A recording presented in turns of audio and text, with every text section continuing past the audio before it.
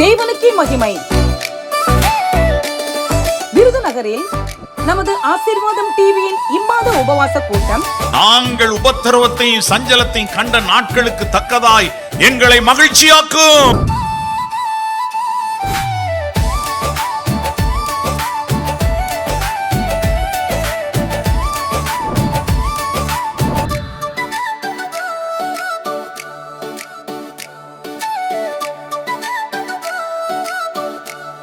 நமது ஆசீர்வாதம் டிவியின் இம்மாத உபவாச கூட்டம் வருகின்ற 21/3/2026 சனிக்கிழமை அன்று விருதுநகரில் உள்ள நமது எழுப்புதல் ஜெப மையத்தின் அருகில் அமைந்துள்ள ஆசீர்வாத மையத்தில் வைத்து காலை 9:30 மணி முதல் மதியம் 2:30 மணி வரை நடைபெறும். இங்கு ஆசீர்வாத மையத்துல நம்ம கூடி வந்திருக்கின்றோம். இன்றைக்கு உங்க உள்ளத்துல இருக்கிற கவலைகள், உங்க உள்ளத்துல மறைந்திருக்கிற வேதனைகள், பாரங்கள், இதையெல்லாம் கூட ஆண்டவர் எடுத்து போட்டு உங்களை சமாதானத்தினாலும் சந்தோஷத்தினாலும் நிரப்பி அனுப்ப போகிறார். ஆமென். கர்த்தர் இந்த நாளிலே உங்கள் எல்லைகளில் பலத்த அற்புதங்களை செய்வாராக. உங்கள் குடும்பத்திற்குள்ளே தேவனுடைய கரம் நன்மைகளை அருளி செய்வதாக. இதோ உங்களுக்கு முன்பதாக திறந்த வாசலை தேவன் வைப்பாராக.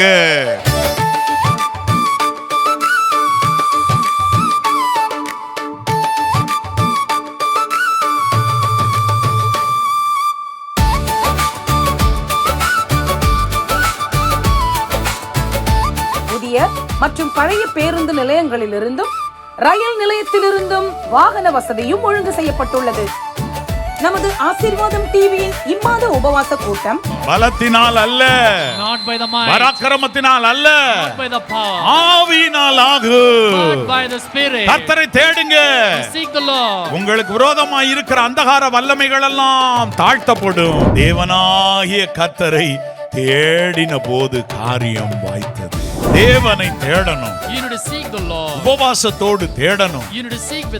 தாழ்த்தி தேடணும். எனக்கு ஒத்தாசை வரும் பர்வதங்களுக்கு நேராக என் கண்களை ஏறெடுக்கின்றேன் என்று எழுதியிருக்கிறது போல கர்த்தருடைய பர்வதத்தில் இருந்து நமக்கு ஒத்தாசை வரும்.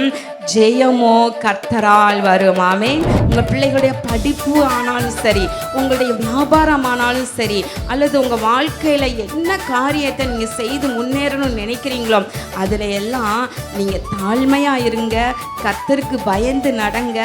ஜெயம் தேடி வரும், மேன்மை தேடி வரும், உயர்வு தேடி வரும். அதில் சந்தேகமே இல்லை.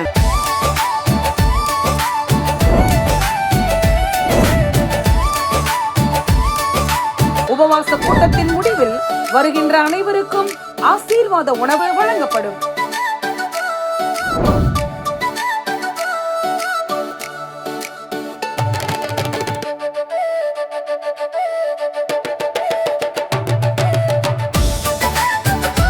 நமது ஆசீர்வாதம் டிவியின் இம்மாத உபவாச கூட்டம் வருகின்ற 21/3/2026 சனிக்கிழமை அன்று விருதுநகரில் உள்ள நமது எழுப்புதல் ஜெப மையத்தின் அருகில் அமைந்துள்ள ஆசீர்வாத மையத்தில் வைத்து காலை 9:30 மணி முதல் மதியம் 2:30 மணி வரை நடைபெறும். கர்த்தர் தாமே உங்களை ஆசீர்வதிப்பாராக.